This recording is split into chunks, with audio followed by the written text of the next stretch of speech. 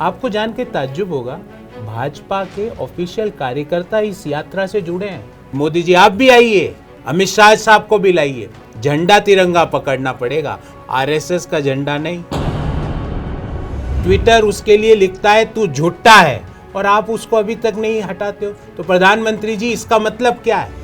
ये आदतन अपराधी है, they are habitual offenders, they are paid for that. मैं बहुत स्ट्रॉन्ग स्टेटमेंट यूज कर रहा हूँ। बाबा केदारनाथ यहाँ है, प्रधानमंत्री जी हाथ ऐसे जोड़ रहे हैं। मेरे माता पिता ने तो ऐसे करना नहीं सिखाया।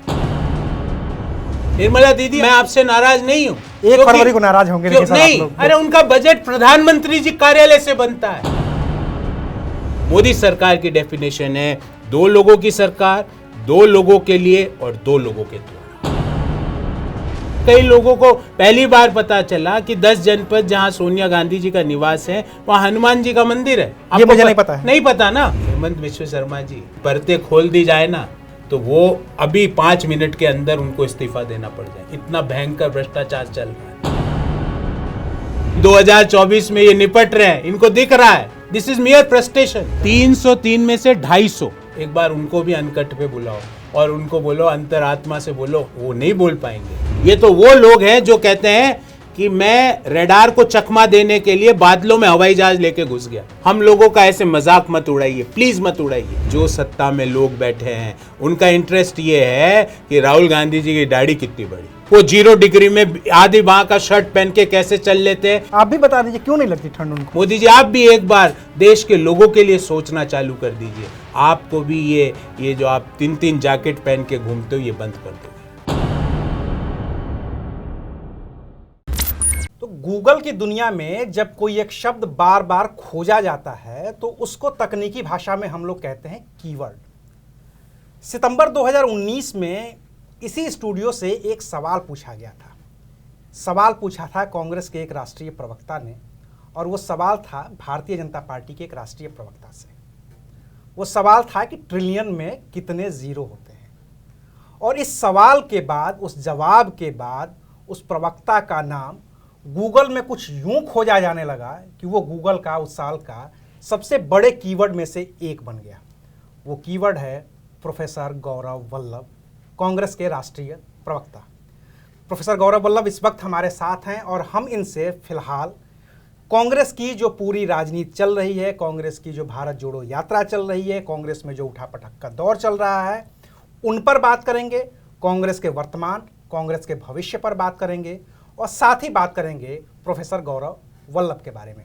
तो शुक्रिया वक्त देने आए। नमस्कार। कहाँ से शुरू करें सर? चूंकि भारत जोड़ो यात्रा चल रही है, जब हम दोनों कुर्सी पे बैठे हैं, हमारे पीछे भी राहुल गांधी एक यात्रा निकाल रहे हैं। यात्रा अपना लंबा वक्त तय कर चुकी है और अपने आखिरी पड़ाव की तरफ है। क्या हासिल है फिलहाल आपको इस यात्रा का? देखिए, यात्रा का मकसद क्या था? यात्रा का मकसद ये था कि जो देश के सोशल फैब्रिक में डेंट लगा। कैसे लगा डेंट? कि जब देश के प्रधानमंत्री जी ये बोलते हैं कि मैं व्यक्ति के कपड़ों का रंग देख के उसका चरित्र बता सकता हूँ, उसके बाद क्या बाकी रह जाता है? जब देश के प्रधानमंत्री शमशान और कब्रिस्तान का कंपैरिजन करने लग गए, उसके बाद क्या बाकी रह जाता है? इस देश के ताने बाने को, इस देश की तहजीब को, इस देश के गंगा जमुना का जो हमारा एक दूसरे से धार्मिक आधार पे जो एक दूसरे का रेस्पेक्ट है, उस पे एक हथौड़ा मारा गया।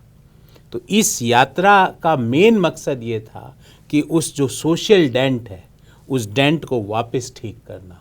और आपके पीछे जो मैं तस्वीरें चल रही है और आपके दर्शक भी रोज़ देखते होंगे, कोई इसमें यात्रा में ये नहीं है कि ये इस दल का है, ये इस धर्म का है, इसके रंग, कपड़ों का रंग ये है, इसके आंखों में ये दिखता है, इसके चमड़ी का रंग ये है, ये हाथ से खाना खाता है, ये रोटी को दाल में चूर के खाना खाता है। इन चीज़ों पे उस यात्रा में कोई सवाल नहीं किया जाता।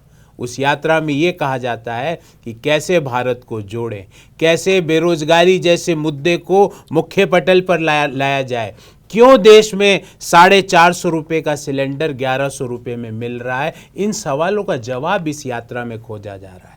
और जिस तरह से लोग जुड़ रहे हैं, विभिन्न धर्म, विभिन्न रंग, विभिन्न IQs, विभिन्न स्टेट्स, विभिन्न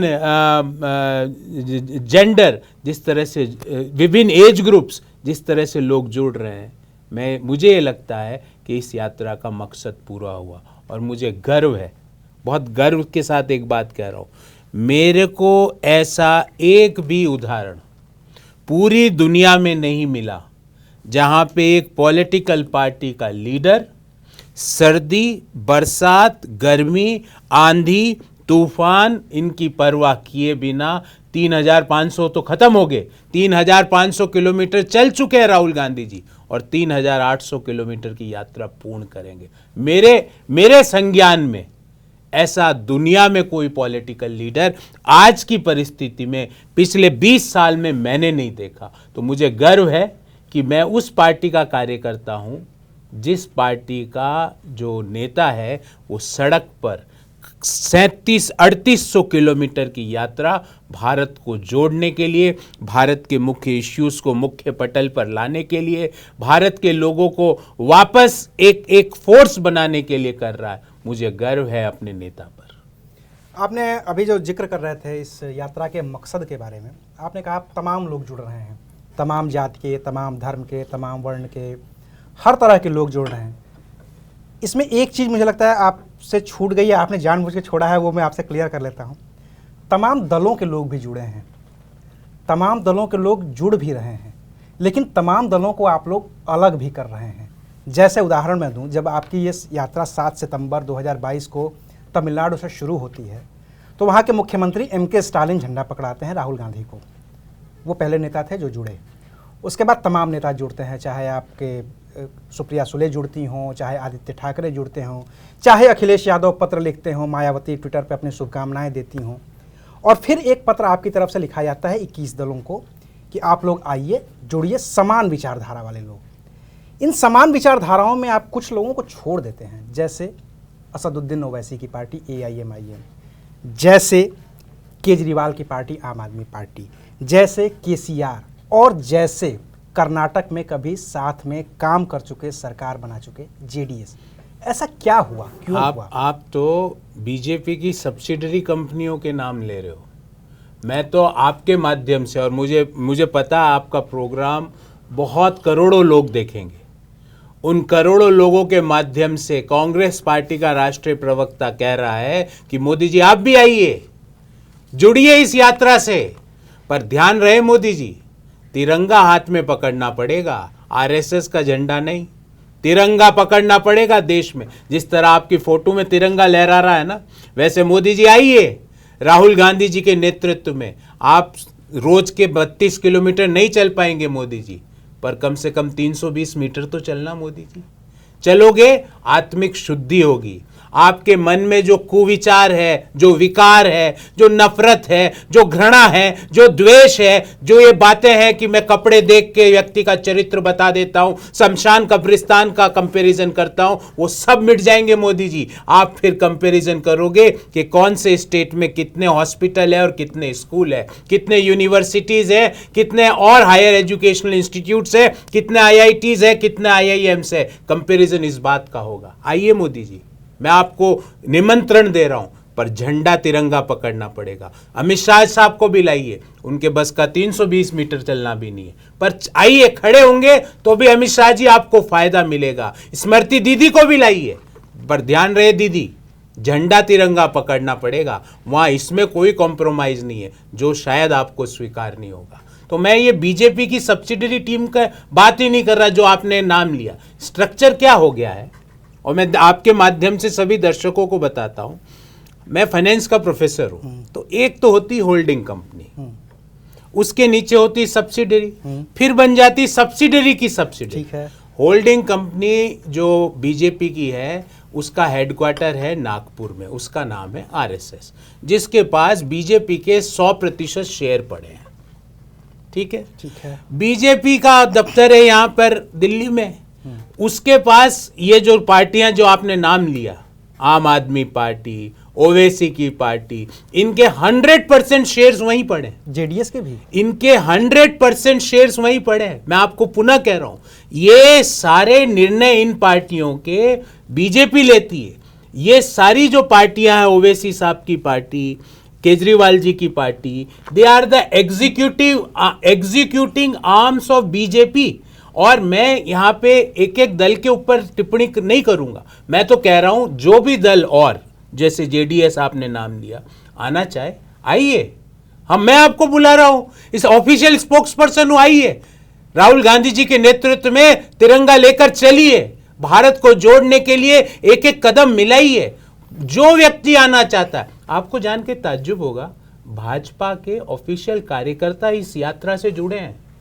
भाजपा के नेताओं ने अपनी जगह दी है इस यात्रा को, क्योंकि अल्टीमेटली हम सबका एम एक ही है कि जो मोदी जी ने सोशल डेंट दिया है उससे देश को वापस बाहर निकालने का, जो देश में एक दूसरे के प्रति घृणा उत्पन्न हुई है, जो एक दूसरे के प्रति नफरत पैदा हुई है, उसको खत्म करने का। आप तो इन पार्टियों का नाम ले रहे हैं, मैंने तो स्मृति दीदी को भी इनवाइट कर दिया, अमित शाह साहब को भी इनवाइट कर दिया, महामहिम मोदी जी को भी इनवाइट कर दिया। मोदी जी आइए, यात्रा का फायदा उठाइए और अपने दिल से नफरत, घृणा और द्वेष को मिटाइए। मैं जेडीएस का सर बार बार जिक्र इसलिए कर रहा हूं सिर्फ क्योंकि जब एचडी कुमारस्वामी ने मुख्यमंत्री पद की शपथ ली थी तो विपक्षी एकता का जो सबसे बड़ा नज़ारा था ना, वो उसी मंच पे दिखा था।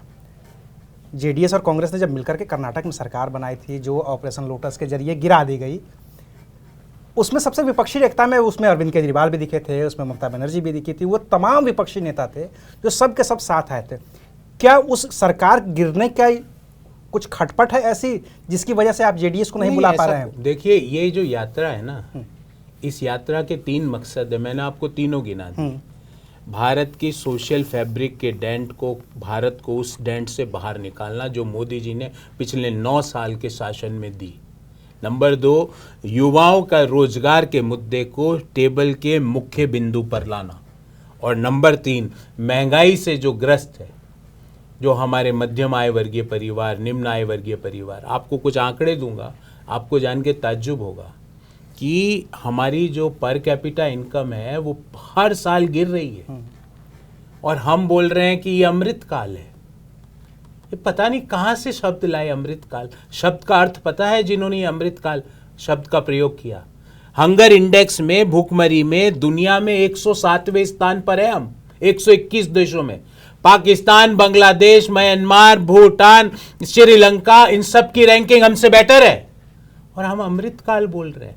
आपको बता रहा हूं कि दुनिया में भारत की जो गिनती है वो प्रेस के लिए सबसे डेंजरस देशों में की गई है और हम अमृत काल बोल रहे हैं। आपको जान के ताज्जुब होगा, जो जेंडर गैप इंडेक्स है, जिसमें महिलाओं की आर्थिक प्रक्रिया में कितनी भागीदारी है, उसमें 146 देशों में दुनिया में हमारी रैंक 135वीं है। और एक ऐसा आंकड़ा आपके सारे दर्शकों के साथ साझा करना चाहता हूं, मुझे विश्वास नहीं हुआ, दुनिया में सबसे ज्यादा गरीब लोग हिंदुस्तान में रहते हैं, 23 करोड़। और दुनिया में कोरोना के दौरान जो लोग एक्सट्रीम पॉवर्टी में गए, उनमें से 79% लोग हिंदुस्तान के थे। और देश के प्रधानमंत्री कहते हैं हम तो अमृत काल में। ये तो मुझे लगता है कि जो आप आंकड़े दे रहे हैं, हाँ, गरीबी वाला, इसको तो प्रधानमंत्री खुले तौर पे भले स्वीकार नहीं करते हैं, लेकिन वो कहते हैं कि 80 करोड़ परिवारों को जब हम राशन पहुंचा रहे हैं 5 किलो, इसका मतलब तो यही है ना कि वो 80 करोड़ परिवार 5 किलो राशन खरीदने की स्थिति में नहीं है। फिर आप ऐसी हालत है कि मेरे मान लो लग गई पाँव में और आप मेरे को कह रहे हो कि तू दुनिया का सबसे बड़ा धावक है, तू हुसैन बोल्ट को हरा देगा। अरे मेरे फ्रैक्चर हुआ है पैर में।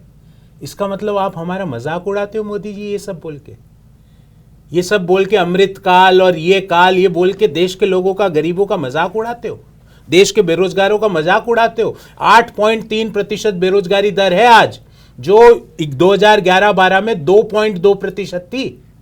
शहरों में बेरोजगारी दर 10% से ज्यादा है। पिछले साल 2022 में 12 में से 9 महीने बेरोजगारी की दर 7% से ज्यादा रही और 4 महीने 8% से ज्यादा रही। लोग मारे मारे भटक रहे हैं। जो middle income group doctor Manmohan Singh ने अपनी पॉलिसी से क्रिएट करी थी, उसने उस ग्रुप को आपने खत्म कर दिया। देश में सिर्फ दो ही ग्रुप रहे, एक तो अत्यधिक अमीर और एक वो लोग जो 5 किलो राशन ले रहे हैं सरकार से। और मोदी जी कहते हैं अमृतकाल है, देश के प्रधानमंत्री। तो ये आपको ये नहीं लगता कि ये चिढ़ाने वाली बात होगी? मतलब प्रधानमंत्री के तो जितने शब्द कॉइन किए हुए हैं, तमाम ऐसे शब्द हैं जो उन्होंने गढ़े हैं, रचे हैं, फिर उस पर आप लोगों की आपत्ति भी आई है। और आप जितने ये आंकड़े गिना रहे हैं, अगर मैं भारतीय जनता पार्टी के किसी नेता से पूछूं तो वो खारिज कर देंगे सिरे से कि ये कहाँ से आंकड़ा आ गया, ये तो हंगर इंडेक्स में कौन भूख से मरा है, बता दीजिए मुझे। इस तरीके के सवाल वो करते हैं। ये जो वर्ल्ड हंगर इंडेक्स है, ये कहीं दिल्ली में तो हुई नहीं इसकी रेटिंग, ये तो विदेशी एजेंसी है। दिल्ली में होती तो अब तक ईडी का छापा पड़ जाता है इस पर। दिल्ली में होती तो इनकम टैक्स का छापा पड़ जाता, ईडी के सामने इसका जो वर्ल्ड हंगर इंडेक्स का सीईओ बैठा होता, मिलता आपको। मैं तो कह रहा हूँ, चुनौती देता हूँ मोदी जी को कि अगर आपको ये आंकड़े सही नहीं लगते तो छापे मारो, उन पे छापे मारो। क्योंकि मोदी जी में तो वो शक्ति है कि वो रूस उक्रेन का जो बमबारी है वो रुकवा देते हैं। ये उन्हीं के लोग कह रहे हैं, रुक तो नहीं पाई है, पर वो उनके लोग तो ये कह रहे हैं ना कि हमने तो रुकवा दी। ये तो वो लोग हैं जो कहते हैं कि मैं रडार को चकमा देने के लिए बादलों में हवाई जहाज लेके घुस गया। इससे ज्यादा अनसाइंटिफिक बात क्या हो सकती है? मतलब मोदी जी की माने तो जब बादल हो तब तो हवाई जहाज चल ही नहीं सकते, रडार काम ही नहीं कर सकते। यूरोप में तो कई देश ऐसे हैं जहां पे 90% दिन बरसात होती है, बादल होते हैं, तो वहां तो रडार सिस्टम काम की ही नहीं मोदी जी की फिजिक्स के अनुसार। तो ये इस तरह की बातें, ये क्या, इन बातों का आप इनका अर्थ समझो। ये बातें मजाक की बात नहीं है। इनसे मैं अगर विज्ञान का विद्यार्थी हूं ना, मेरा विज्ञान पे भरोसा उठता है। मुझे लगता है देश के प्रधानमंत्री, क्योंकि प्रधानमंत्री की हम सब लोग इज्जत करते हैं, उस कुर्सी की इज्जत करते हैं, वो उस कुर्सी पे बैठा हुआ व्यक्ति जो बोलता है उस वाक्य की इज्जत करते हैं। ये हिंदुस्तान की परंपरा रही है। अगर मैं एमएससी फिजिक्स कर रहा हूं और प्रधानमंत्री जी बोले इधर बादलों में घुस गया प्लेन लेके ताकि रडार में कुछ ना आए, दुख होता है सर। नाले से गैस भी बनती है, दुख होता है ये सब सुन के, दुख होता है। बस मैं ओछी टिप्पणी देश के प्रधानमंत्री पे नहीं कर सकता, ना कभी करूंगा, पर दुख होता है। पढ़े लिखे लोग दुख मनाते हैं। दुनिया के लोग बड़े बड़े देशों के अखबारों में प्रधानमंत्री जी के बारे में व्यंग्य और उनकी बुद्धि के बारे में चुटकुले बनते हैं। दुख होता है, क्योंकि जब न्यूयॉर्क टाइम्स से प्रधानमंत्री का चुटकुला बनता है तो मैं भी इस देश का नागरिक हूं, मेरा भी शर्म से झुक जाता है। तो प्रधानमंत्री जी ये क्या आप बोलते रहते हो? अमृतकाल, अमृतकाल। 23 करोड़ लोग एक्सट्रीम पॉवर्टी में है। यूएनडीपी की रिपोर्ट के अनुसार, ऑक्सफोर्ड यूनिवर्सिटी की रिपोर्ट के अनुसार हमारी रैंकिंग भुखमरी में पाकिस्तान से भी पीछे है, और आप कह रहे हो अमृतकाल। प्लीज प्लीज हम लोगों का ऐसे मजाक मत उड़ाइए, प्लीज मत उड़ाइए, प्लीज मैं आपके हाथ जोड़ता हूं, हमारा मजाक मत उड़ाइए। देश की वस्तु स्थितियों को स्वीकार कीजिए और उन इश्यूज का, उन प्रॉब्लम्स का निदान कीजिए। लेकिन सर एक चीज़ है, जब आप ये सारे आंकड़े देते हैं, ये सारी चीज़ें आप बताते हैं, चूँकि आप अर्थशास्त्र के प्रोफेसर हैं, आप सारे तकनीकी ज्ञान जो भी आप दे रहे हैं, जो भी आप हकीकत बता रहे हैं, मैं ये कह रहा हूँ कि आप हकीकत बता रहे हैं, इस हकीकत को आप जनता तक क्यों नहीं पहुँचा पाते? क्योंकि भारतीय जनता पार्टी जो चुनाव लड़ने की सबसे बड़ी मशीनरी है मेरे नज़र में, वो तो ये कहते हैं कि हम इसी से तो जीत रहे हैं। हम जो बोल रहे हैं, हम लगातार 2014 से चुनाव जीतते चले आ रहे हैं, तो दिक्कत क्या है इसमें कि आप हकीकत बता के भी हार जाते हैं, वो झूठ बोल के भी जीत जाते हैं? देखिए, ये भी आपको इसका भी अध्ययन करना चाहिए कि भारतीय जनता पार्टी कैसे जीत रही है, और जो चरित्र चित्रण अखबारों में और टीवी चैनल्स में आता है, क्या वास्तव में वो इतनी बड़ी जीत में है? अभी हाल ही में 3 चुनाव हुए, मैंने अध्ययन किया इसलिए बता रहा हूँ। गुजरात का चुनाव हुआ, हिमाचल का चुनाव हुआ और दिल्ली के एमसीडी चुनाव हुए। 2 जगह से बीजेपी उखड़ गई, पर अखबार में क्या आ रहा है? Bharatiya Janata party. TV channels में क्या आ रहा है? BJP sweeping. अरे 3 में से 2 जहां पे आपकी सरकार थी, आपको उखाड़ के फेंक दिया, आप कह रहे हो स्वीपिंग। मैं फिर बोलता हूं, अभिमान किसी को नहीं करना चाहिए। हमारी भी 2014 में सरकार थी, हमारे 209 सांसद थे, पर जनता ने जब निर्णय किया तो हमको कहां लाके खड़ा किया, आप सबको पता है।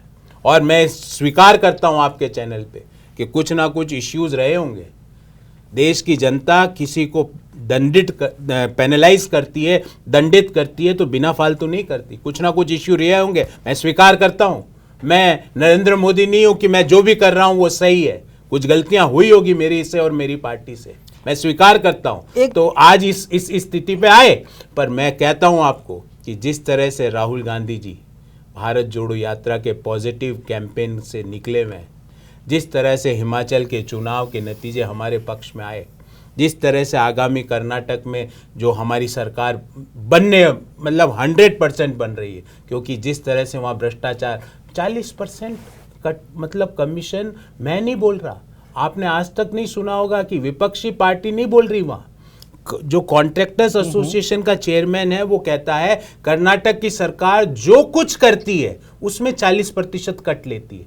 वो पे सीएम बने हुए हैं वहाँ पे। आपको मतलब एक दिल के दुख बता रहा हूं मैं जब पढ़ता था तो कर्नाटक का नाम देश में सिलिकॉन वैली के रूप में होता था कि भाई सॉफ्टवेयर डेवलपमेंट में कर्नाटक का नाम, नए टेक्नोलॉजी में कर्नाटक का नाम। आज कर्नाटक की सरकार और कर्नाटक के एमपी क्या बोलते हैं कि ये बेरोजगारी कोई मुद्दा नहीं है। मुद्दा है कि कितना पहनना चाहिए महिलाओं को, किस रंग का पहनना चाहिए कपड़ा, कैसे स्कूल जाना चाहिए, किस तरह का खाना खाना चाहिए, ये मुद्दे बने हुए। मैं चाहता हूँ, ये मेरी दिली तमन्ना है कि कर्नाटक की सरकार artificial intelligence, machine learning, 3D printing, आगे सॉफ्टवेयर इंडस्ट्री 2.0, 3.0 पे कैसे पहुँचे उसके बारे में चर्चा करे, जो नहीं कर रही, और इनको दंडित करेगी वहां के लोग। तो मैं अभिमान नहीं कर रहा, नतीजे हमारे फेवर में नहीं आए, मैं मानता हूं, पर ये जो अभी जो 1 महीना पूर्व, 1.5 महीना पूर्व जो नतीजा है उसमें भारतीय जनता पार्टी अगर अपना अभिमान कर रही है तो ठीक है। मैं चाहूँगा, ईश्वर से प्रार्थना करूँगा कि भारतीय जनता पार्टी को ऐसी ही कुबुद्धि दे रखे ताकि हम इसी तरह स्टेट दर स्टेट, गवर्नमेंट दर गवर्नमेंट जीतते जाएं और लोगों की सेवा में वहाँ पहुँचे। आपने अभी कहा कि हम हारे, 2019 का भी चुनाव, 2014 का चुनाव हारे, 2019 का चुनाव हारे, कई चुनाव हारे आप लगातार, और उसमें हमारे में कोई कमी रही होगी जिसकी वजह से आप हारे। आप ये कमियां स्वीकार करते हैं। एक कमी की तरफ मैं इशारा करना चाहता हूं जो भारत जोड़ो यात्रा के दौरान चल रही है। 3-4 दिन पहले की बात है, भारत जोड़ो यात्रा में राहुल गांधी सुबह सुबह निकले हैं। जैसे हम लोग चाय पी रहे हैं उसी तरीके से राहुल गांधी भी चाय पी रहे थे। ये बिस्किट रखे हुए थे, कुछ काजू, कुछ जो भी एक नाश्ता रखा हुआ था वो रखे हुए थे। लेकिन हमारे सामने जब फोटो आती है तो पहली फ़ोटो ये आई कि ये चाय का कप की जगह पे वो एक ग्लास थी शराब की, काजू, विस्की और मतलब जो भी कुछ भी उल्टा सीधा रखा जा सकता था उसको मॉर्फ किया गया, वो रखा गया। और सबसे पहले हम मीडिया वालों के पास भी वो फ़ोटो आई जो मॉर्फ की हुई थी। उसके 2 दिन बाद हमारे पास असली तस्वीर आती है जो सुप्रिया सुले जी ट्वीट करती हैं या कांग्रेस की तरफ से ट्वीट किया जाता है, बताया जाता है। उससे पहले हम जैसी वेबसाइट वाले, कुछ वेबसाइट वाले लोगों ने उसको फैक्ट चेक कर दिया, बताया कि ये गलत है। लेकिन आपकी तरफ से मतलब असली फ़ोटो आपने खींची होगी, वहाँ खींची गई होगी, उस फोटो को लेकर के एक आईटी सेल मॉर्फ करता है, उसको सर्कुलेट करता है, और जब तक आप उसका मिथ बस्ट करते हैं वो करोड़ों लोगों तक पहुँच जाता है। मेरा सवाल सिर्फ इतना है, या जो आप खामी खोज रहे हैं उसमें से एक खामी क्या ये नहीं है कि आपका जो क्विक रिस्पॉन्स टाइम है वो इतना ज़्यादा है दूसरी पार्टी के मुकाबले कि आप उसमें लैग कर जाते हैं? कैसे देखते हैं आप इसको? देखिए, ऐसा नहीं है। अभी मैं आपको पिछले 6 महीने की 1-2 और घटनाएं बताता हूँ जिसमें हमारे जो पार्टी के जो सोशल मीडिया के पदाधिकारी हैं, जो मीडिया के पदाधिकारी हैं, उन्होंने इस तरह की मॉफ्ड इमेज आई, उन्होंने पुलिस में कंप्लेंट लिखी। भारतीय जनता पार्टी के official spokes person, official social media के जो हैंडल के जो मेन चीफ है, उनको माफ़ी मांगनी पड़ी, उनको उन ट्वीट्स को हटाना पड़ा। जूते बांधते हुए जो तस्वीर आई थी उनको हटाना पड़ा ना। तो मैं आपको पुनः कहता हूँ कि झूठ को आप जितना ये लोग फैला रहे हैं ना बीजेपी, उतना ये इनके लिए काउंटर प्रोडक्टिव है। इनकी हालत, मेरे को बचपन में मेरी माँ एक कहानी सुनाती थी कि गडरिया आया, गडरिया आया। ये रोज़ झूठ बोलते हैं, ये रोज़ गलत बात बोलते हैं, ये रोज़ ऐसी बात बोलते हैं, मॉफ्ड इमेजेस लगा रहे हैं। मैं आपसे पूछता हूँ, क्या इन लोगों को दंडित नहीं करना चाहिए? क्यों सोशल मीडिया के प्लेटफॉर्म्स, किसके दबाव के कारण इनके जो हैंडल्स है, जो 2-3 लोग ही हैं, ये आदतन अपराधी, ये आदतन अपराधी है, they are habitual offenders and they are paid for that, they are paid for that. मैं बहुत स्ट्रॉन्ग स्टेटमेंट यूज़ कर रहा हूँ, they are paid for doing habitual offence. तो ये जो जिन हैंडल्स पे ये मॉब्ड इमेजेस डाल रहे हैं, उनके हैंडल्स क्यों नहीं सीज हो जाते, क्यों नहीं फ्रीज हो जाते? क्यों प्रधानमंत्री जी ये मुख दर्शक बन के बैठे हुए हैं? देश के प्रधानमंत्री का दायित्व है ना, उनके पार्टी के पदाधिकारियों के ट्वीट्स के लिए लिखा जाता है झूठे हैं ये। जिन लोगों का आपने नाम लिया भारतीय जनता पार्टी का झूठ की मशीन, हाँ, मैं तो देखो मैं इन लोगों का अपने मुंह से नाम भी नहीं लेना चाहता। I don't like them, I don't want to take their name. पर इन झूठों का प्रधानमंत्री जी, आपकी पार्टी का आईटी सेल का सोशल मीडिया का चीफ बार बार झूठ लिखता है, ट्विटर उसके लिए लिखता है तू झूठा है, और आप उसको अभी तक नहीं हटाते हो। तो प्रधानमंत्री जी, इसका मतलब क्या है? अमित शाह जी, इसका मतलब क्या है? कि आपका आशीर्वाद है, आपका एक्सेप्टेबिलिटी है उन चीजों पर कि आप करते जाओ। ये देश के लोग, देश के युवा सब देख रहे हैं। देश के युवा ये भी देख रहे हैं कि भारत जोड़ो यात्रा चल रही है, तो चर्चा बीजेपी क्या करती है वो बता रहा हूं। और मुझे इस बात की प्रश्न, मेरा ये सवाल भी था कि भारत जोड़ो यात्रा चल रही है, कांग्रेस की यात्रा है, राहुल गांधी की यात्रा है, तो स्वाभाविक तौर पे कांग्रेस अपना प्रचार प्रसार करेगी, बताएगी कि राहुल गांधी क्या कर रहे हैं। लेकिन भारतीय जनता पार्टी, खास तौर से अमित मालवीय जो आईटी सेल के चीफ हैं, वो हर रोज आपके बारे में ट्वीट करते हैं। तो क्या ट्वीट करते हैं? मेरे को ये इस बात की मुझे प्रसन्नता है। क्या प्रसन्नता वो भी बताऊंगा आपको। राहुल गांधी जी ने टी शर्ट के अंदर कौन सी बनियान पहनी, कौन सी अंडरवियर पहनी, कौन सी चाय पी ली, उनके अंदर जो सोने का जो व्यवस्था है वो कैसी है, चने कितने खा लिए, दाढ़ी कितनी बढ़ा ली, जूते कौन सी कंपनी के पहन लिए, टी शर्ट कौन सी कंपनी का पहन लिया, मोजे कौन सी कंपनी के पहन लिए। ये सब देश के युवा देख रहे हैं। देश के युवा देख रहे हैं कि जो सत्ता में लोग बैठे हैं उनका इंटरेस्ट रोजगार का नहीं है, महंगाई को कम करने का नहीं है, महिलाओं के ऊपर अत्याचार को रोकने का नहीं है। उनका इंटरेस्ट ये है कि राहुल गांधी जी की दाढ़ी कितनी बड़ी, राहुल गांधी जी ने जूतों की जो लेस है, जूतों में लेस है ही नहीं तो जूते क्यों नहीं खुल रहे हैं, उनका जो टी शर्ट है वो कहाँ पे मिलता है, कौन सी ब्रांड का है। ये इनका मानसिक दिवालियापन है और मुझे अच्छा लग रहा है। मैं चाहता हूं ये ऐसे ही करते रहे, क्योंकि युवा देख रहे हैं कि हमारे मुद्दे डिस्कस नहीं करती है बीजेपी। हमने कभी उनका एक वापस जवाब नहीं दिया कि आप ये कर रहे हो। हम तो चाहते हैं ये करते रहे, हम चाहते हैं ये जितना। और ये सब क्या बताता है आपको पता है? ये बात ये क्या बता रहा है? एक बच्चा होता है ना, वो परीक्षा में फेल हो जाता है ना, तो वो सीधा क्या करता है सबसे पहले कि टीचर ही गलत था। मेरे जिस दिन परीक्षा थी उस दिन मेरे घर पे लाइट नहीं आई, जिस दिन परीक्षा थी उस दिन मेरे को टाइफाइड हो गया। ये सब फेलियर बच्चों की निशानियां हैं, ये सारे फेल लोग हैं। ये मुझे पुनः मेरे को कॉन्फिडेंस दे रहा है कि 2024 में ये निपट रहे हैं, इनको दिख रहा है।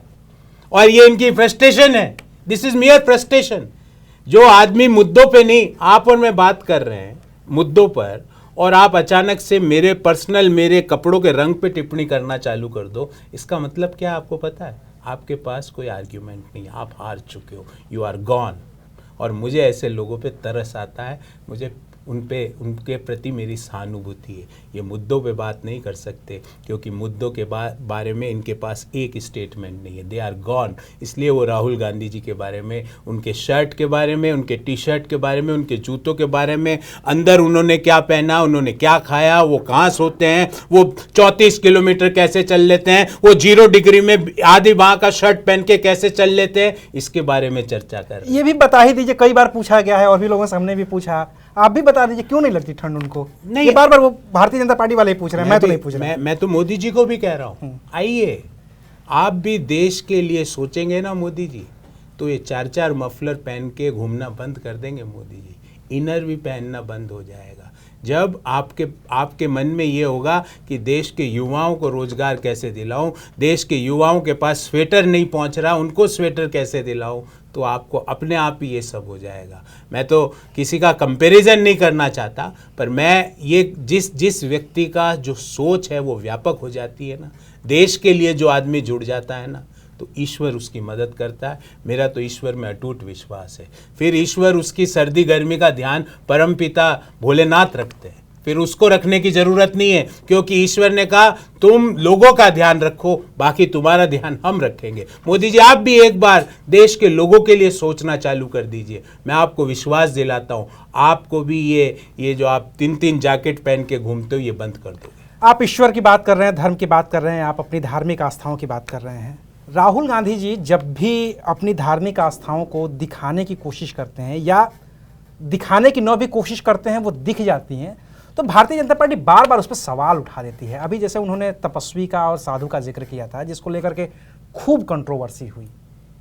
आखिर क्यों आप लोग जब भी अपनी धार्मिक आस्थाओं को प्रदर्शन करने की कोशिश करते हैं, या मैं कहूँ कि प्रदर्शन न करके अपनी धार्मिक आस्थाएं परफॉर्म कर रहे होते हैं, जो विजुअल मीडियम में आ जाती हैं, तो फिर उस पर सवाल उठ जाते हैं? ये क्या भी है ये भी मैं कह रहा हूँ ना, ये जो झूठ का डिपार्टमेंट है ना बीजेपी का, जहाँ से झूठ मॉफ्ड होता है, जिनको ट्विटर फेसबुक कहती है झूठे हो तुम, वो उस डिपार्टमेंट की क्रिएशन है। हमने कभी भी प्रदर्शन करने की कोशिश नहीं की। मैं आपको चुनौती देता हूँ और सारे दर्शकों से विनम्रता से पूछता हूँ, क्या एक भी ऐसी फोटो है जहाँ भगवान शिव की फोटो तो यहाँ हो, कैमरा यहाँ लगा हुआ हो और राहुल गांधी जी ऐसे पूजा कर रहे हो? ऐसी एक फोटो है? और प्रधानमंत्री जी की 1000 फोटो मैं आपको भिजवा दूंगा। केदारनाथ, बाबा केदारनाथ यहाँ है, प्रधानमंत्री जी हाथ ऐसे जोड़ रहे हैं। ये हिंदू धर्म में तो मैंने तो ऐसे, मेरे माता पिता ने तो ईश्वर की आराधना ऐसे करना नहीं सिखाया, मेरे माता पिता ने नहीं सिखाया। मैंने मेरी माँ का भी स्वर्गवास हो गया, मेरे पिता का भी स्वर्गवास हो गया। मुझे ईश्वर ने उनके चरण छूने का 1 करोड़ बार मेरे को आशीर्वाद दिया, पर मैंने कभी ऐसे चरण नहीं छुए अपने पिता के कैमरे में देख के। मैं तो उनके चरणों में देख के चरण छूता था कि ये चरण को मैं हाथ लगा लूँ, मैं धन्य हो जाऊँगा। तो हाँ, ये जो झूठ के जो लोग हैं ना, ये हम कभी भी धर्म का प्रदर्शन नहीं करते। लेकिन हम तो कोई आदमी मंदिर जाए, कोई आदमी गुरुद्वारे जाए, कोई आदमी चर्च जाए, कोई आदमी मस्जिद जाए, हम कभी उसका प्रचार नहीं करते। हम तो वहाँ आराधना के लिए जाते हैं, एक स्पिरिचुअल स्ट्रेंथ के लिए जाते हैं, देश के लोगों के को जोड़ने के लिए जाते हैं, देश को वापस 10% जीडीपी ग्रोथ पर ले जाने के लिए जाते हैं। पर मैंने आपसे एक सवाल किया, आप क्या बता सकते हो? आप एक वरिष्ठ पत्रकार हैं, आप बता सकते हैं कि राहुल गांधी जी की ऐसी फोटो हो, जो शिव जी की मूर्ति तो इधर है, राहुल गांधी जी ऐसे ऐसे ऐसे ऐसे पूजा कर रहे हैं। ऐसे पूजा तो सिर्फ एक ही आदमी को करते देखा मैंने। बाबा विश्वनाथ का मंदिर है बनारस में, बाबा विश्वनाथ तो यहाँ है, एक व्यक्ति पूजा ऐसे कर रहा है। मैंने तो एक ही आदमी को ऐसे पूजा करते देखा। लेकिन जैसे धर्म की बात होती है, ठीक है, आप जो कह रहे हैं वो वैसी फोटो में हैं। हमने भी 2017 के चुनाव में राहुल गांधी को गुजरात के चुनाव के दौरान देखा मंदिरों में। 2022 का जो यूपी चुनाव चल रहा था, अभी जब आप बात कर रहे हैं, पीछे वो पोस्टर चल रहा था, जुड़ रहा है देश, जुड़ेगा उत्तर प्रदेश। और उत्तर प्रदेश से याद आती हैं प्रियंका गांधी वाड्रा, जिन्होंने चुनाव प्रचार के दौरान कहा था कि मैं नवरात्रि का व्रत रखती हूँ। ये पहली बार हम लोगों को पता चला था। क्या मतलब क्योंकि इन चीज़ों का कभी महत्व ही नहीं है। आपको जैसे कई लोगों को पहली बार पता चला कि 10 जनपद जहां सोनिया गांधी जी का निवास है, वहां हनुमान जी का मंदिर है। ये मुझे नहीं पता है। नहीं पता ना? नहीं पता है। मैं आपको बता रहा हूं। तो ये चीजें, क्योंकि धर्म आपको ये पता है कि प्रोफेसर गौरव वल्लभ कितने घंटे पूजा करते हैं? क्या आपको पता है ये बात? मैंने तो नहीं बताई ना कभी। मैंने तो कभी भी आपको ये नहीं बताई ना कि मेरी जाति कौन सी है।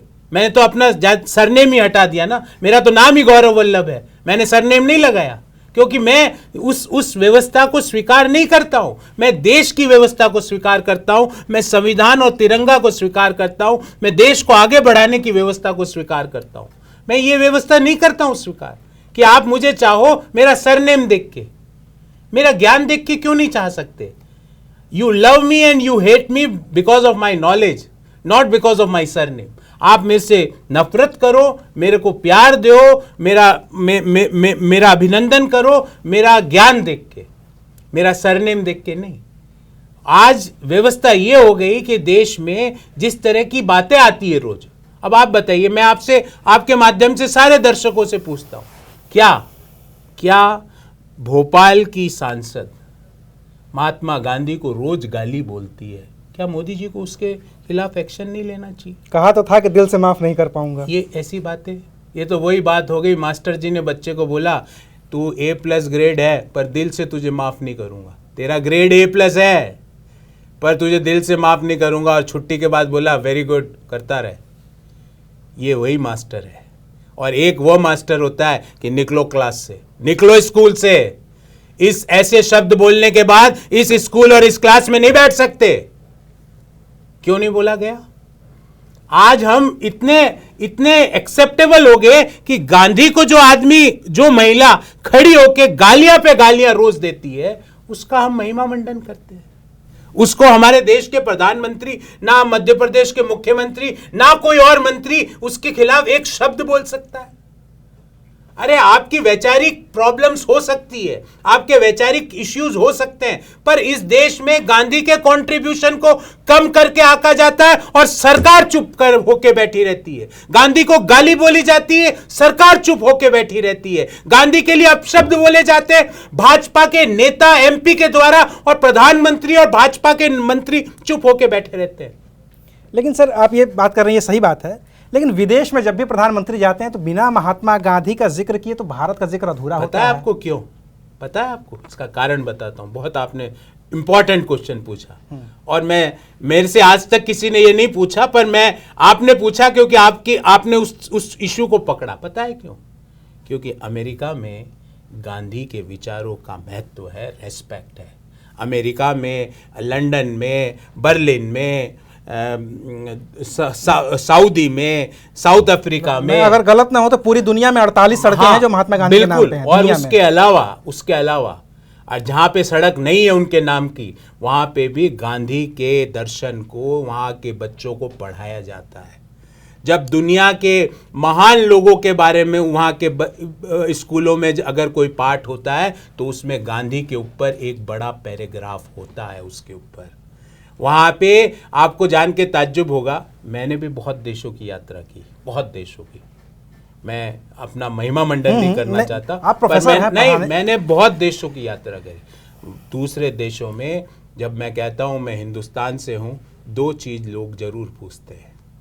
एक तो you guys are IT genius, मतलब हम इंफॉर्मेशन टेक्नोलॉजी दुनिया को चलाते हैं, और कहाँ से चलाते थे? उस राज्य से जहाँ के मुख्यमंत्री आज क्या बात कर रहे हैं उसका मुझे दुख है। और दूसरा कि आपके देश में महात्मा गांधी हुए जिन्होंने दुनिया को एक ऐसा दर्शन दिया जो कोई और नहीं दे पाया, और उस दर्शन का तोड़, उस विचार का तोड़, उस विचारधारा का तोड़ आज तक दुनिया नहीं खोज पाई। पर मुझे दुख जब होता है कि मेरे देश के लोग, मेरे देश के चुने हुए प्रतिनिधि, मेरे देश के सरकार में बैठे हुए लोग गांधी को रोज गाली देते हैं। देश के गृह मंत्री, देश के प्रधानमंत्री, दो का ही नाम इस क्यों लेता हूं उसका भी जवाब दूंगा। बाकी मंत्रियों की विचारों की कोई हैसियत नहीं है इस सरकार में। मेरा उनसे पूर्ण सहानुभूति है। मैं कभी भी निर्मला सीतारमण से नाराज नहीं होता हूं, क्योंकि उसके पास कोई अधिकार नहीं। उनको बुला लीजिए भारत जोड़ो में। मैं तो बोल रहा हूं, आ जाओ, आ जाइए। मैं उनसे नाराज नहीं हूं। दीदी निर्मला दीदी, मैं आपसे नाराज नहीं हूं। 1 फरवरी को नाराज होंगे नहीं, उनको पता ही नहीं बजट आएगा तो। अरे उनका बजट प्रधानमंत्री जी कार्यालय से बनता है। यही तो इश्यू है, यही तो समझने वाली बात है। मैं उनसे नाराज नहीं हूं।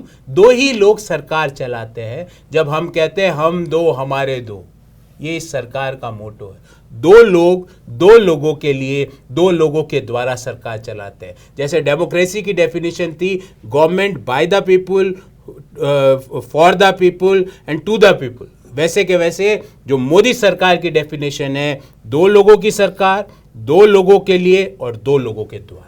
ये दो लोगों के लिए जब आप नाम लेते हैं तो राहुल गांधी के भी बयान वो बार बार याद आते हैं। वो बार बार दो उद्योगपतियों का नाम लेते हैं। मैं आपसे व्यक्तिगत तौर पे इसलिए जानना चाहता हूँ इस बात को कि चूंकि आप अर्थव्यवस्था के जानकार हैं, अर्थशास्त्र पढ़े हैं, अर्थशास्त्र आपने लंबे समय तक पढ़ाया है। देश में उद्योगपतियों की ज़रूरत तो है ही है, बिल्कुल है। जिस अंबानी या अडानी का जिक्र बार बार राहुल गांधी अपने भाषणों में करते हैं, उन दोनों की देश को ज़रूरत तो है ही सर, इससे तो इनकार नहीं किया जा सकता। बिल्कुल है। आपकी भी जहाँ सरकारें हैं, जहाँ भाजपा की सरकारें हैं वहाँ तो हैं ही, जहाँ आपकी भी सरकारें हैं, चाहे बात वो राजस्थान की हो, चाहे वो बात छत्तीसगढ़ की हो, चाहे झारखंड की हो, तमाम जगहों की हो, इन दोनों उद्योगपतियों का स्टेक है वहाँ पे, उन्होंने बहुत सारा विकास किया है। फिर दिक्कत क्यों होती है इन दो उद्योगपतियों के नाम से? बार बार इन दो उद्योगपतियों का नाम क्यों लिया जाता है? वेरी रिलेवेंट क्वेश्चन, बहुत इंपॉर्टेंट और डायरेक्ट क्वेश्चन, डायरेक्ट आंसर। देश में बड़े उद्योगपतियों की ज़रूरत है, पर मोनोपोलीज की ज़रूरत नहीं है। पंच महाभूत होते हैं हमारे, आकाश, अग्नि, धरती, पाताल। इन सारे पंच महाभूतों में अगर कुछ भी सरकारी कंपनी बिकती है तो ये दो ही क्यों खरीदते हैं? अगर हवाई अड्डा कोई बिकता है, अडानी का क्या हवाई अड्डे चलाने का अनुभव था? मुझे बताइए ना। अगर मैं गलत बोल रहा हूँ तो मुझे बताइए, और मुझे बताइए कि ये अनुभव था। हवाई अड्डा भी अडानी, शिपिंग कॉरपोरेशन, बंदरगाह भी अडानी, जल में कोई काम हो तो भी अडानी, कोल माइंस जाए तो भी अडानी, तो पाताल में भी अडानी, हवाई जहाज में भी अडानी, धरती पे जिस तरह विस्तार हो रहा। और मैं ये बोल रहा हूँ, क्या देश में गोदरेज, टाटा और जो बड़े इन्फोसिस, क्या इनका कंट्रीब्यूशन नहीं है? क्यों सिर्फ एक ही व्यक्ति की जो मार्केट कैपिटल है वो इस अनुपात में बढ़ती है कि वो दुनिया का दूसरा सबसे अमीर आदमी हो जाता है? क्या वो गुण हमारे देश के युवाओं को नहीं सिखा सकते प्रधानमंत्री? लेकिन उन्होंने क्या और उद्योगपतियों के पास उतना दिमाग नहीं है जो सिर्फ उनके पास है? सिर्फ इन दो के पास है, औरों के पास कुछ नहीं है? क्या उनका मार्केट कैप इस तरह मल्टीप्लाई क्यों नहीं होता? कोई भी पब्लिक सेक्टर बिकता है, ये दोनों को ही क्यों मिलता है? लेकिन अभी हालिया इंटरव्यूज में उन्होंने कहा है कि भाई आप एक उदाहरण मुझे दे दीजिए कि जहां पे मैंने बिना बिडिंग के कोई भी कंपनी खरीदी हो या कोई भी चीज खरीदी हो। मैं आपको एक बताता हूं बात, और उन कभी मिले, मेरे तो इतना छोटा आदमी हूं, वो दुनिया के दूसरे सबसे रईस आदमी है, मुझे नहीं लगता वो प्रधानमंत्री जी के अलावा किसी से बात भी करते होंगे, पर आपसे कभी मिल जाए तो बोलना, एक छोटे से अध्यापक ने एक सवाल पूछा था आपसे कि ये एक रेलवे की कॉन्कर कॉरपोरेशन है, ये आप क्यों खरीदना चाहते हो? और रेलवे उसको क्यों बेचना चाहती है? प्रॉफिट में कंपनी चल रही है, और पता है आपको, जितना भी देश में लॉजिस्टिक मूवमेंट है उसका मेजॉरिटी हिस्सा इस कंपनी के पास है। और अगर आप एक कंपनी को देश का लॉजिस्टिक मूवमेंट दे देते हो तो क्या होगा पता है आपको? कोई भी चीज की प्राइस आप बढ़ा सकते हो। तो मैं ये कह रहा हूं, मेरी कोई किसी से व्यक्तिगत हमारी दुश्मनी नहीं है। मैं तो अडानी का और अंबानी का, इन लोगों का कंट्रीब्यूशन देश के निर्माण में हो सकता है, पर मोनोपोलीज के निर्माण में नहीं हो सकता। देश के और भी बड़े उद्योगपति हैं जिन्होंने कंट्रीब्यूट किया है। बजाज का कंट्रीब्यूशन कम है, देश की आजादी में पैसा दिया हमें आजादी के लिए, वो इतना क्यों नहीं बढ़ पाते हैं? इन्फोसिस क्यों नहीं बढ़ पाता? टीवीएस क्यों नहीं बढ़ पाता? विप्रो क्यों नहीं बढ़ पाता? इन सवालों का जवाब दीजिए। टाटा क्यों नहीं बढ़ पाता? ये सिर्फ दूसरा सबसे अमीर व्यक्ति अडानी क्यों बन पाते हैं? इस सवाल का जवाब दीजिए। देश के सरकारी संसाधन का कुछ भी बिकता है, बड़ी चीज, छोटी चीज में तो Adani 400-500 crore is a peanut, बड़ी चीज है तो वो अडानी जी के पास ही क्यों जाता है? क्या अडानी जी कह सकते हैं कि अब मैं एक भी सरकारी कंपनी नहीं खरीदूंगा? क्या बोल सकते हैं वो? लेकिन सर यही तो सवाल है ना कि जब ये तो आप बात कर रहे हैं, राजस्थान में भी अशोक गहलोत जी के साथ उन्हीं की फोटो आती है, कोई एक एमओयू साइन करते हुए। सर आप है ना, हाँ। आप मेरी भावना नहीं, मैं समझ रहा हूं, उनसे नफरत नहीं करता। हम तो प्यार बांटने वाले हैं। हम तो इस नफरत की दुनिया में मोहब्बत की दुकान खोलने वाले लोग हैं। पर मैं उनसे ये पूछ रहा हूं कि सर, दुनिया में कुछ भी बिक रहा है, वहां आप क्यों पहुंच जाते हो देश के? मुझे ये बता दीजिए, एक छोटा सा सवाल, बस, उसके बाद कोई सवाल नहीं। अडानी का हवाई अड्डों में क्या पहले एक्सपीरियंस था? बस, लखनऊ, जयपुर, बंबई, गुवाहाटी, सब जगह अडानी हवाई अड्डे क्यों? चलिए, ये मिलेंगे तो उनसे सवाल पूछेंगे। थोड़ा सा हम लौटते हैं सर, एक दो सवाल कांग्रेस से, फिर मैं थोड़ा सा आपसे बात करना चाहता हूं, आपकी व्यक्तिगत। कांग्रेस के आपके एक पुराने साथी रहे हिमंता बिस्वा शर्मा, जो फिलवक्त भारतीय जनता पार्टी में हैं और असम के मुख्यमंत्री हैं। उनका एक दिन मैं इंटरव्यू सुन रहा था और उन्होंने कहा था कि कांग्रेस का कोई भी नेता जो है ना, वो कांग्रेस के जो शीर्ष नेतृत्व है, हालांकि अब शीर्ष नेतृत्व बदला है, लेकिन जो शीर्ष नेतृत्व है, सोनिया गांधी, राहुल गांधी का ही वो नाम ले रहे, जिक्र कर रहे थे, उनके ड्राइंग रूम से तक उनकी पहुंच नहीं हो पाती है।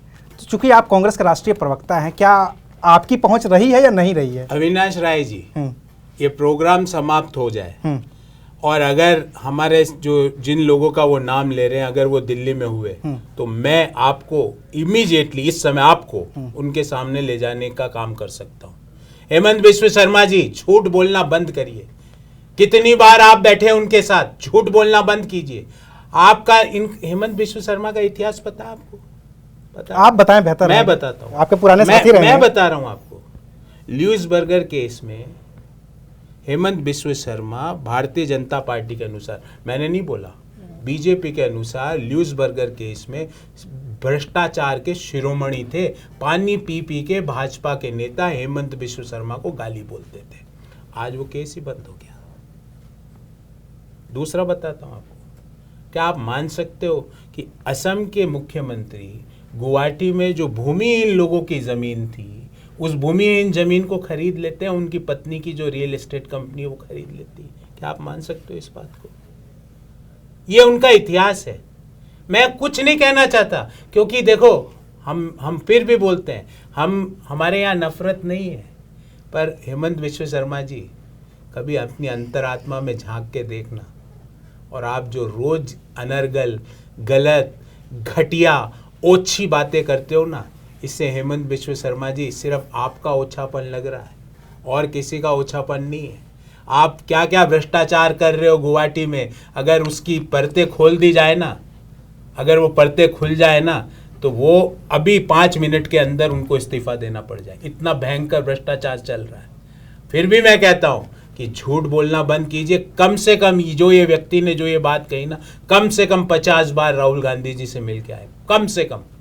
और मैं अविनाश जी आपको विश्वास दिलाता हूं, इस प्रोग्राम के बाद अगर जो 2 में से कोई भी व्यक्तियां हैं तो आप उनसे मिल सकते हैं। प्रॉब्लम क्या है कि आप जाके वहाँ पर जाके अपने भ्रष्टाचार के इश्यूज का डिस्कशन करना चाहो, कौन मिलेगा?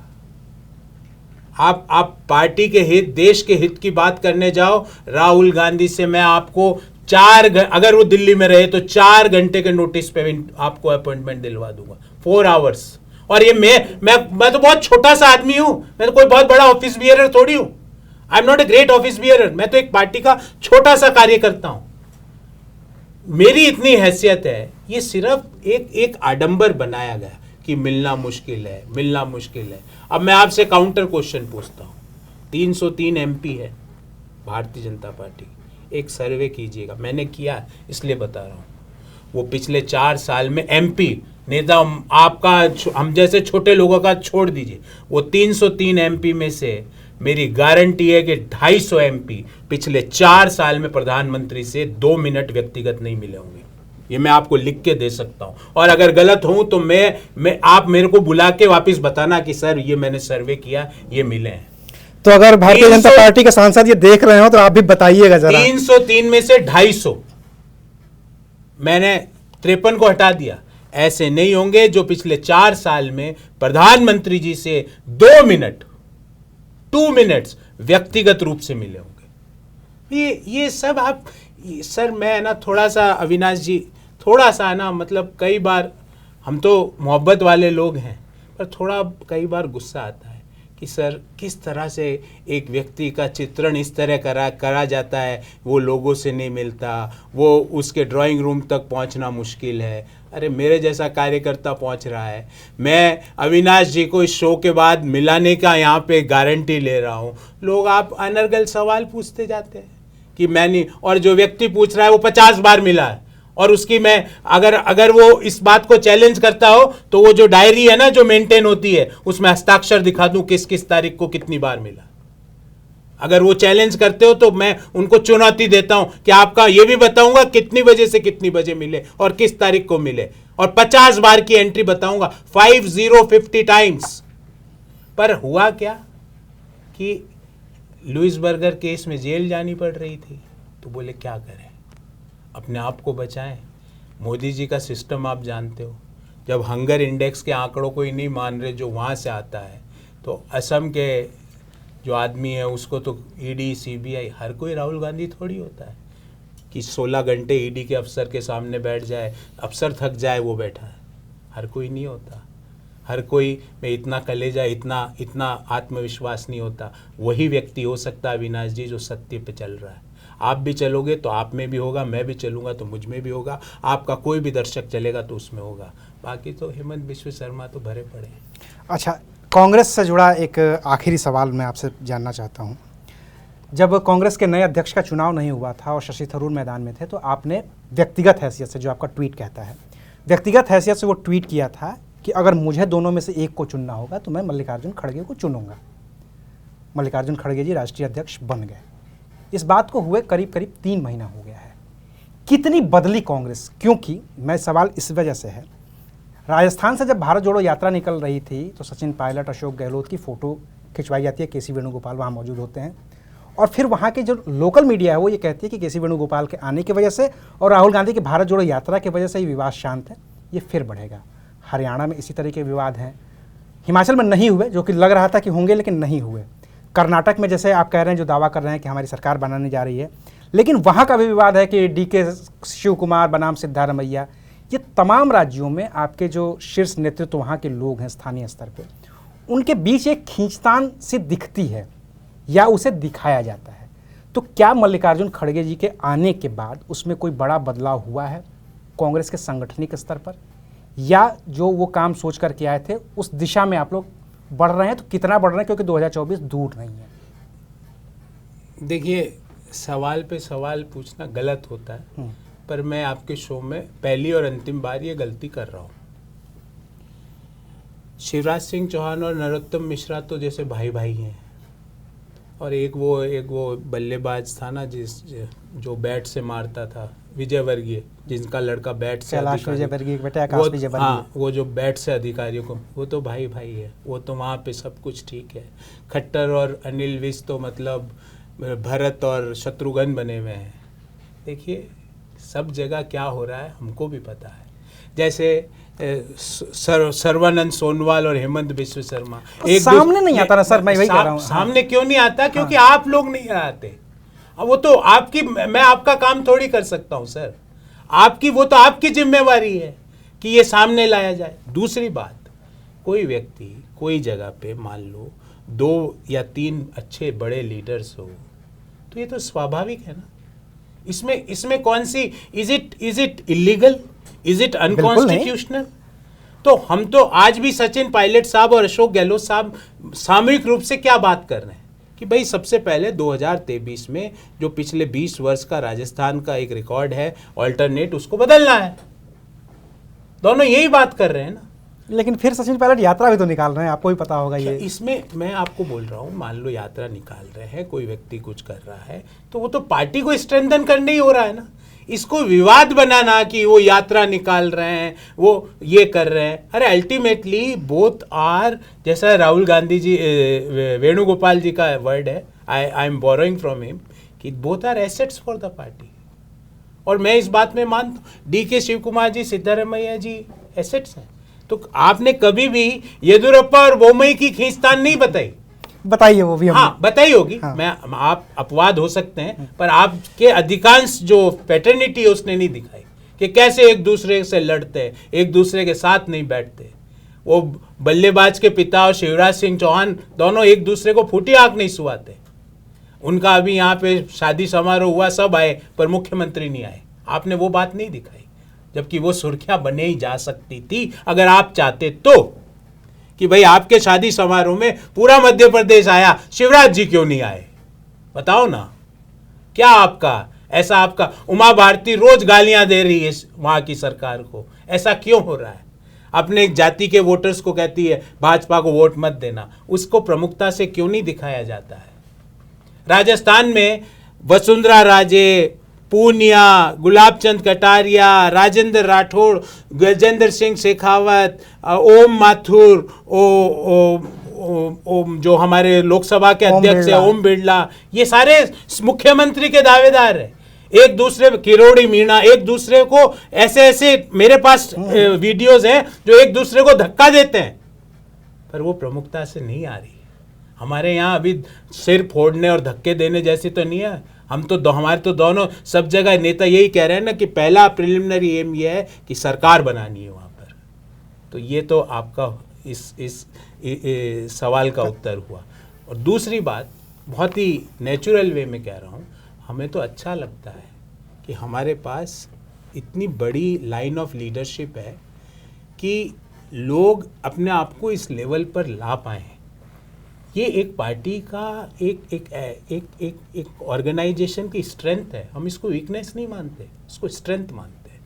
और मैं आपको पुनः कहता हूँ, ओल्ड पेंशन स्कीम, मैं किसी व्यक्ति के लिए नहीं कह रहा, पर old pension scheme, urban NREGA, analytics के इंस्टीट्यूट, 10 लाख तक फ्री इलाज, ये पूरे हिंदुस्तान में एक ही राज्य में है। अभी आपको पता, आपकी जानकारी के लिए बता रहा हूँ, मेडिकल फैसिलिटीज़ राजस्थान की इतनी उन्नत है कि दूसरे राज्यों के लोग वहाँ जा रहे हैं इलाज कराने। तारीफ नहीं करनी चाहिए लेकिन मैं करूँगा उसकी, हाँ, क्योंकि मैं वहाँ रहा हूँ, हाँ, और मैंने देखा है, हाँ, उस बात को। वो मैं ये कह रहा हूँ, पर हम क्या है, एक हमारे में एक मैं भी ह्यूमन बीइंग हूँ आपकी तरह, मेरे में भी वो वीकनेस। हम लोग पॉजिटिव को तो ये एज नेचुरल मान लेते हैं, और दूसरे जो दलों के हैं मुझे नहीं पता वो कैसे रोकते हैं, क्यों रोकते हैं, उनका क्या सिस्टम है। पर मैं आपको ये कह सकता हूँ कि जो सिर्फ फुटबॉल नाम का जो शब्द है ना, वो भारतीय जनता पार्टी की हर राज्य की इकाई में है। बिहार में क्या हो रहा है आप जाके देख लो, सुशील मोदी और वहाँ की लोकल लीडरशिप। देख रहा हूँ नित्यानंद राय। उत्तर प्रदेश में क्या हो रहा है आप जाके देख लो। हाँ, हरियाणा में क्या हो रहा है आप जाके देख लो। मध्य प्रदेश में क्या हो रहा है आप जाके देख लो। गुजरात में केशुभाई और ये सब कहाँ चले गए, कहाँ है नितिन पटेल, और ये कहाँ है? क्या वो खुश है? एक बार उनको भी अनकट पे बुलाओ और उनको बोलो, अंतरात्मा से बोलो। हालांकि वो नहीं बोल पाएंगे, क्योंकि वो जब भी बोल पाएंगे जब अगर वो यात्रा में चल लेंगे, क्योंकि यात्रा में चलने से ही डरो मत का आता है, डरना नहीं है। देश के संविधान में, लोकतंत्र में अंबेडकर जी ने हमको दिया है राइट अपने विचार को अभिव्यक्त करने का। कर सकते हैं बिना गाली गलौज के भी, बिना तेज आवाज़ के भी, बिना किसी को अपशब्द कहे भी, बिना झूठ के भी जंग जीती जा सकती है, और 24 में हम जीत के दिखाएंगे। अच्छा सर, इन सब सारी राजनीति से इतर एक सवाल आपसे, चूँकि आप प्रोफेसर हैं, एक जोशीमठ में मानव निर्मित आपदा आई है, मैं उसको मानव निर्मित आपदा कह रहा हूँ। लोग भले ही सारी पार्टियाँ उससे अपना अपना पल्ला झाड़ लें, और इसके लिए कौन जिम्मेदार है? दोनों तरफ के लोग जिम्मेदार हैं, भारतीय जनता पार्टी और कांग्रेस दोनों ही उतनी ही जिम्मेदार है। विकास के नाम पर जो पहाड़ों के साथ छेड़छाड़ हुई है, क्योंकि वहाँ से जो विजुअल आ रहे हैं वो देखे नहीं जा रहे हैं। मैं जोशीमठ नहीं गया सिर्फ इस वजह से, क्योंकि उन आंसुओं को मैं झेल नहीं पाऊंगा। मैं आपसे सहमत हूँ। मैं उस बात पे नहीं जाना चाहता, और यहाँ पे तू मैं भी नहीं करना चाहता। पर क्या हम एक सवाल पूछ सकते हैं उन लोगों से जो पिछले 8 साल से वहाँ खनन और सुरंगें खोद रहे हैं? किन की अनुमति से वो सुरंगें खोदी गई? पहाड़ों में जब एक्सकेवेशन का काम होता है तो जियोलॉजिस्ट का अप्रूवल लेता है। क्या उन सुरंगों को खोदने के लिए जियोलॉजिस्ट का अप्रूवल लिया गया? कौन जियोलॉजिस्ट थे जिन्होंने अप्रूवल दिया? कौन मंत्री थे जिन्होंने आगे बढ़ाया? कौन मुख्यमंत्री थे? इस बात को देश के सामने क्यों नहीं रखा जा रहा? ये तो हुई पहली बात। मैं इस पर तू मैं नहीं जा रहा। पर दूसरी बात, और ये मैं दिल से बोल रहा हूँ, 5,000 रुपया मुआवजा, एक व्यक्ति का घर टूट रहा है जो उसने जीवन भर की कमाई से बनाया, उसके पास सर छुपाने की जगह नहीं है, उसको आप 5,000 रुपये दे रहे हो? शर्म आनी नहीं चाहिए उत्तराखंड की सरकार को। मैं अभी उस बात में नहीं गया कि कौन, जबकि मेरे पास पूरी जानकारी है कि पिछले 7 सालों में ये काम हुआ है, ये पूरी जानकारी। मैं नहीं जाना चाहता उस बात पे। 5,000 रुपये मुआवजा, शर्म नहीं आई ये बोलते हुए उत्तराखंड की सरकार को? गंगा मैया में डूब जाना चाहिए ऐसी सरकार को जो लोगों के घर, बचे हुए घरों को उजाड़ के बोले 5,000 रुपये ले लो। शर्म आनी चाहिए ऐसी सरकार को। मैं मांग करता हूं कि जिन लोगों को घर उजड़ रहे हैं उनको रहने के लिए ज़मीन और उनको घर बनाने का उचित मुआवजा 5,000 रुपये देके हमारे देश के लोगों के, उत्तराखंड के लोगों की मजाक मत उड़ाइए। और नंबर 2, मैं यहाँ तू मैं नहीं कर रहा। उत्तराखंड की सरकार से पूछना चाहता हूँ कि पिछले 7 साल में ही ये एक्सकेवेशन हुए तो किसके अप्रूवल से हुए, कौन मुख्यमंत्री थे, कौन मंत्री थे, कौन जियोलॉजिस्ट थे जिन्होंने इसको अप्रूव किया। एक और घटना हुई उत्तराखंड में भी, हल्द्वानी की घटना, वो भी कम हृदय को छूने वाली नहीं थी। आपने 5000 परिवारों को उजाड़ने का एक फैसला आ गया। मैं ये पूछना चाहता हूँ, उत्तराखंड की सरकार क्या सोई भी रहती है क्या? उनको पता ही नहीं कि क्या हो रहा है, कहाँ पर क्या हो रहा है। वो तो आप पे दोस्त ठहरा रहे हैं कि 2016 में आप लोगों ने ही सब कर दिया। आप यहाँ पे हाई कोर्ट का निर्णय आया जब ही भागे, उससे पहले कुछ सोच नहीं थी। क्योंकि उनकी सोच क्या थी, ये वाले मुख्यमंत्री तो बेचारे खुद ही हार गए, तो इनकी तो सोच पहले खुद जीतने की थी। एमएलए हार गए थे ना, पुष्कर सिंह धामी। उनके पहले वाले मुख्यमंत्री वो महिलाओं के घुटने देख रहे थे, आपको याद होगा, महिलाओं की फटी जीन्स और उस पर टिप्पणियाँ करते हैं, न्यूटन ने ये आविष्कार, पूरी फिजिक्स बदल दी थी उन्होंने तो। और उसके पहले वाले मुख्यमंत्री को भ्रष्टाचार के आरोपों में ही के कारण ही हटाया। 3 मुख्यमंत्री बदलने पड़े। तो मैं ये पूछ रहा हूँ कि ये कैसे हुआ, इसकी तहकीकात होनी चाहिए।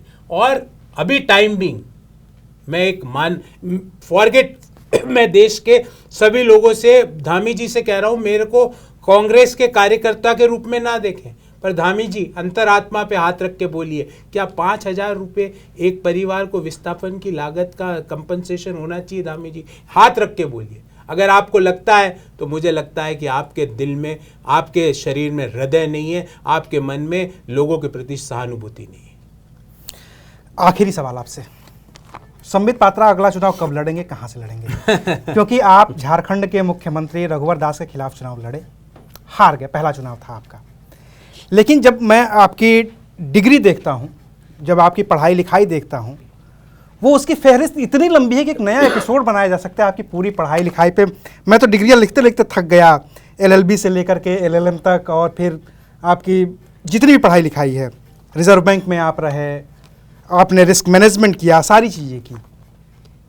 लेकिन ये चुनाव वाला जो आइडिया है, इतने जब पढ़े लिखे लोग होते हैं ना, तो उनको वाया राज्यसभा भेज दिया जाता है संसद में, ताकि अच्छा बोलते हैं, पार्टी का पक्ष रखते हैं, सब तमाम चीज़ें करते हैं। आपको चुनाव लड़ा दिया गया, आप हार भी गए।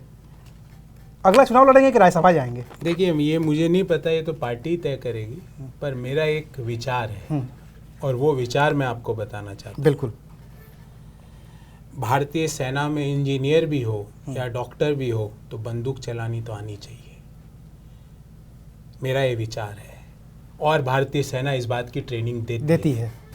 जो वहाँ का रसोइया भी होता है वो भी बंदूक उसको चलानी आनी चाहिए। तो पॉलिटिक्स में आप हो तो मुझे ये लगता है, ये मेरा पर्सनल है, कि किसी व्यक्ति को पार्टी आदेश करे, मेरी पार्टी मेरे लिए क्या सोच रही है मुझे नहीं पता, और मेरे जैसे अभी करोड़ों और कार्यकर्ता हैं उनके बारे में भी सोच रही होगी, मैं उसके बारे में टिप्पणी नहीं करना चाहता। पर आपने मेरे से कहा कि आप चुनाव लड़ लिए इतने डिग्रियां होने के बाद, तो राजनीति में हो तो जनता का नब्ज, आज मेरी लोगों के प्रति जो अंडरस्टैंडिंग है उस चुनाव से बहुत बेहतर हुई, डेमोक्रेसी की अंडरस्टैंडिंग है वो बहुत बेहतर हुई, एक ग्राउंड पे क्या इश्यूज चलते हैं वो बहुत बेहतर हुई। मैं किसी व्यक्ति के ऊपर कोई टिप्पणी नहीं करूंगा, पर मैं ये कह रहा हूं कि पार्टी जो आदेश करेगी, अगर पार्टी कहेगी कि अभी कुछ नहीं करना है, आपको सिर्फ पक्ष रखना है, हम वो रखेंगे, क्योंकि हम आइडियोलॉजिकली कमिटेड लोग हैं सर। और मैं अकेला नहीं हूँ, करोड़ों लोग और हैं। और मैं आपको एक लास्ट वाक्य से अपनी बात को समाप्त करूँगा। मैंने कांग्रेस पार्टी आइडियोलॉजी के कारण ज्वाइन करी, और जब ज्वाइन करी जब कांग्रेस पार्टी के कब की थी ये भी बता दीजिए। इतिहास में लोवेस्ट नंबर ऑफ MPs थे 2014 के चुनाव के बाद। हाँ, तो मैं अभिमान से नहीं कह रहा, पर एक स्वाभिमान है इस बात को बोलने में। मैं अत्यंत यंग आयु में प्रोफेसर बना, फुल प्रोफेसर, इसका स्वाभिमान है, अभिमान नहीं है। माता पिता और ईश्वर का आशीर्वाद मानता हूं, इसलिए संभव हुआ। और जो बड़ी उपलब्धियां मैंने सोची थी अपने प्रोफेशनल लाइफ में, वो पाई ईश्वर के आशीर्वाद से, माता पिता के आशीर्वाद से। तो मैं कोई ये पद मिल जाए, यहाँ पहुँच जाऊँ, यहाँ पहुँच जाऊँ। ईश्वर ने मुझे वहाँ पहुँचाया, माता पिता के आशीर्वाद ने वहाँ पहुँचाया, एक छोटे से शहर से निकल के। सरकारी स्कूल से पढ़ा हुआ हूँ, पाली से। हाँ, सरकारी स्कूल से, गवर्नमेंट स्कूल। बिल्कुल, मुझे पता है। वहाँ से पढ़ के आज आपके सामने, आपके करोड़ों दर्शकों के सामने अंग्रेजी भी फराटेदार बोलता हूँ और पूरी ताकत से बोलता हूँ। एमकॉम तक हिंदी माध्यम से परीक्षाएं दी है। सनदी लेखाकार हो रहे आप। चार्टर्ड अकाउंटिंग सनदी लेखाकार की परीक्षा हिंदी माध्यम से दी है और गर्व है मुझे इस बात का। आज भी हिंदी लिख सकता हूँ बिना शुद्धि के। बहुत रेयर बात है ये, एक पेज आज के समय में बिना शुद्धि के हिंदी लिखना आम लोगों के बस का नहीं है। बहुत सारे पत्रकारों के बस की बात नहीं है। और अंग्रेजी भी लिख सकता हूँ। ये सिर्फ ईश्वर की जो देन है, उसके कारण बड़े बड़े कंपनियों के बोर्ड में रह लिया, बड़े बड़ी कमिटीज को चेयर कर लिया, रिजर्व बैंक में भी रहे आप। हाँ, तो इसलिए मेरे को ईश्वर ने खूब आशीर्वाद दिया और मैं आपको विश्वास दिलाता हूँ, सच्चे लोग, राहुल गांधी जी की तस्वीर चल रही है, सच्चे लोग और अच्छे लोगों को ईश्वर का आशीर्वाद कभी कभार 5-4 साल लेट मिलता है, पर जब मिलता है तो ऐसा मिलता है कि ईश्वर उनको नए से नई बुलंदियों पे, नए के नए सेवा के अवसरों पे बैठा देते हैं।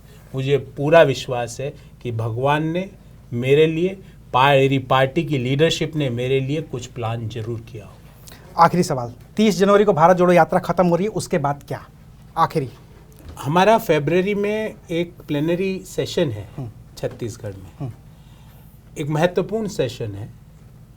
आपने एक सवाल पूछा था, मैं शायद मिस कर गया, वो मैं उसको भी इंक्लूड कर रहा हूँ। मल्लिकार्जुन खड़गे। हाँ जी, देखिए खड़गे साहब ने क्या बोला, उनकी क्या प्रायोरिटीज़ है कि मैं 50 अंडर 50 के लिए प्रतिबद्ध हूँ, 50% पद 50 साल के कम उम्र के लोगों के लिए, ये प्रतिबद्धता थी।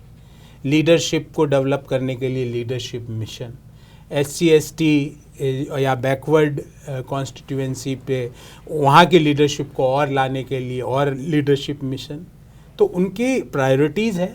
हमने उदयपुर में एक चिंतन शिविर रखा था, उसमें उदयपुर के डिक्लेरेशंस हैं, उसको हम अक्षरश पूरा करेंगे और खड़गे साहब उसके लिए पूर्णतः कमिटेड है। 100% he is committed for line by line, word by word implementation.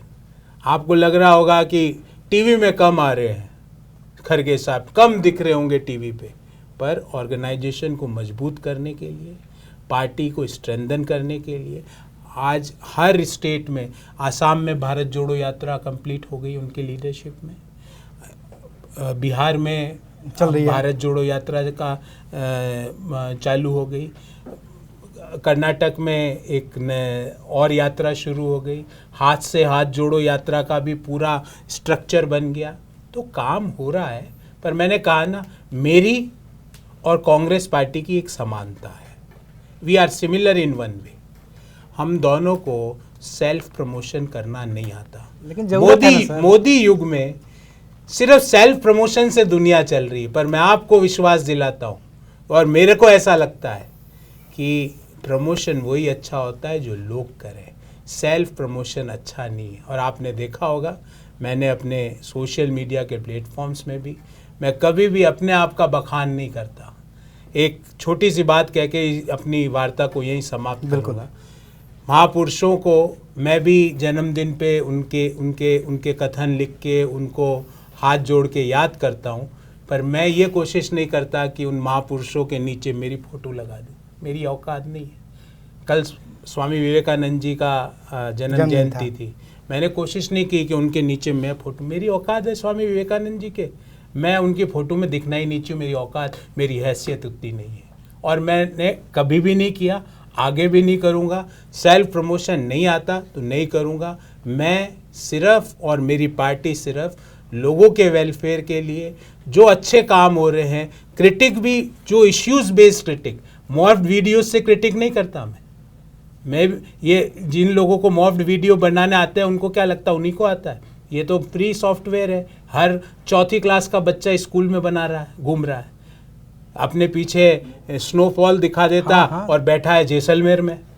ये तो सभी कर रहे हैं, चौथी क्लास के बच्चे कर रहे हैं। जो ये क्या नाम है जिस, अरे अभी हम हरा पर्दा लगा देंगे, क्रोमा काटेंगे तो आप पता नहीं कहाँ पहुंच जाएंगे। मैं आपको बताऊं ना, राजस्थान में 55 डिग्री का, 52 डिग्री का, 48 डिग्री का टेम्परेचर है और पीछे बर्फबारी दिखा देते हैं। तो वो चौथी क्लास के वीडियोस मैं नहीं बनाऊंगा, मैं सच्चे वीडियोस बनाता हूँ, मैं सच्ची बात करता हूँ। मैं सेल्फ प्रमोशन में विश्वास नहीं करता, पर मुझे ये पता है इस देश में सच्चे लोगों की कद्र पहले भी हुई है, आज भी होगी और आज के 5000 साल बाद भी होगी। तो शुक्रिया प्रोफेसर गौरव वल्लभ, आपने तमाम बातें की, कांग्रेस की राजनीति की, कांग्रेस के वर्तमान की, कांग्रेस के भविष्य की।